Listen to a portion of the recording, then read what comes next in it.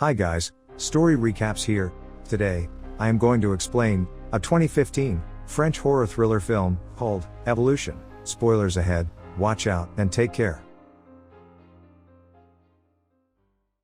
Nicholas is a sickly young child who lives with his mother by the sea. Nicholas sees what appears to be a dead boy with a red starfish on his tummy while swimming in the sea. Nicholas dashes across the stark dark rocks of his town's seashore to inform his mother of his finding. Mom goes diving right away and returns with the starfish, but she assures him that there is no dead corpse there. Nicholas is served slimy dishes for supper at home, and his mother administers a dose of medication. Nicholas inquires about his illness with his mother. His mother says that all of the boys on the island require treatment as their bodies alter and deteriorate with age. Later that night, all of the island's mothers are spotted congregating somewhere. They're heading to the beach. Nicholas' mother then returns with a dead body that Nicholas had seen earlier, and the other moms gather around it. Nicholas plays with his starfish the next day. He becomes enraged and strikes the youngster after another boy mocks him for being terrified of it. Later, he slices one of the starfish's limbs off. His mother brings him to the hospital after his outburst for routine monitoring. A doctor injects a yellow liquid into Nicholas' stomach at the hospital. He is subsequently told to stay in the hospital for one night. Nicholas is eventually placed in a hospital with other boys who have undergone similar operations. They begin to wonder what illness they are suffering from. Nurses are seen studying footage of cesarean sections being conducted late at night. Nicholas gets discharged from the hospital the next day. He starts to believe that his mother and the nurses have been lying to him. He pays a visit to Victor's place, and the two sneak out in the middle of the night to see what the mothers are up to. Victor, on the other hand, becomes afraid on the way and returns home. Nicholas continues his journey in search of the truth. When he arrives, he is taken aback by what he sees. He notices the women naked on the ground, writhing in the dirt, and passing an object from one to the other. He dashes back to his house. He gets a glimpse at his mother while she is showering off the muck a few hours later at home. She has what look to be suckers on her back, he notices. Nicholas is offered an ultrasound when he returns to the hospital. They hear the heartbeat of a fetus, much to his mother's delight. Nicholas is then transported to a room at the hospital to spend another night there while awaiting the last surgery. He meets other children in the room, including his best friend, Victor. Victor gets operated on later that night. Following the procedure, a creature is extracted from his stomach and placed in a jar. Victor passes away during the procedure.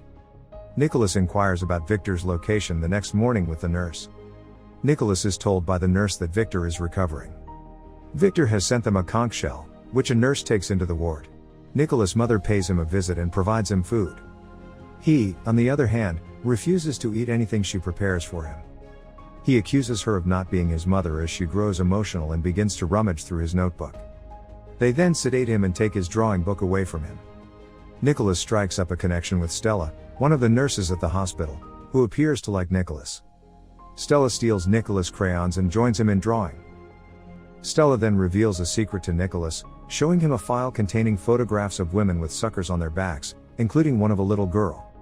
She takes him down to the sea that night, showing him the suckers on her back and letting him touch them before plunging him into the water. Nicholas, on the other hand, passes out after spending too much time in the water.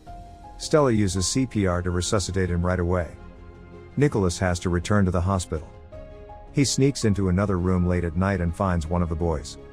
When Nicholas approaches, the youngster places his palm on his stomach and feels movement throughout his body. Nicholas flees in terror and enters another room. He notices one of the boys floating in a tank in that room.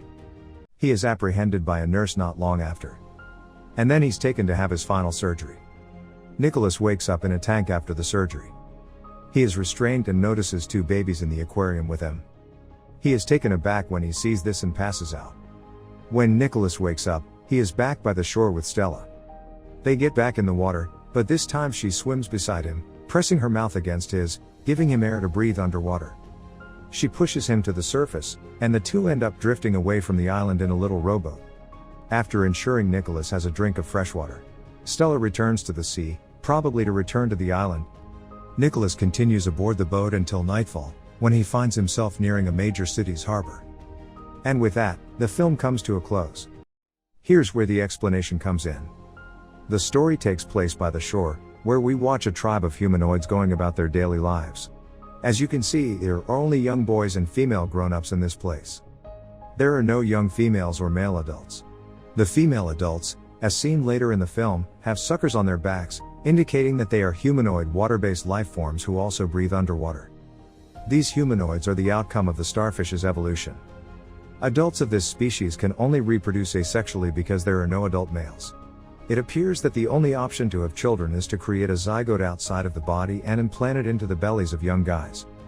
These boys' bodies appear to be capable of hosting the fetus till a certain point. The fetuses must then be surgically removed and grown outside the body. If the boy's body survives, the fetus is sometimes placed in a tank where it grows externally in the water while still attached to the boy. Nicholas is given medication on a daily basis, as we can see in the film. This is to get his body ready to receive the fetus. He is admitted when the moment is right, and the zygote is implanted into him. The same thing is happening to the other boys on the island. We can presume that all of those young lads are abducted from cities and taken to this coastal location on a regular basis. Nicholas sketches a bicycle, a car, a building, and a giraffe in the film, in addition to a dead child and starfishes. Because they aren't found in the village, Nicholas is drawing them from memory. This indicates that he was kidnapped as a child and brought to this location. The males, on the other hand, grow up with little recollection of their origins. Nicholas first sees a dead body at the start of the movie.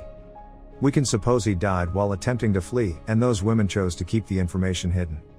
We also show the women lying together in the dirt, riding around, and exchanging an object from one to the other in the film. This is a form of childbearing right.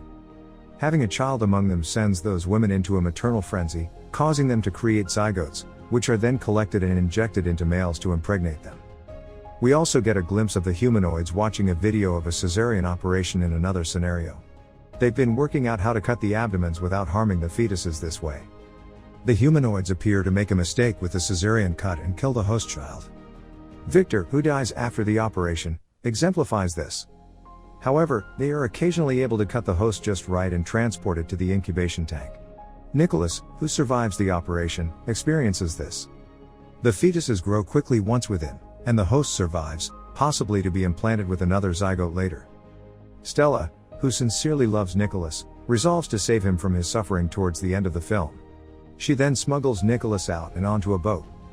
This appears to be how the humanoids travel and invade human communities in order to kidnap children. Nicholas notices that he's reaching the shore of a human metropolis as darkness falls. We can expect him to be rescued and reunited with his biological parents. Subscribe and turn on the notifications. We daily upload videos like this.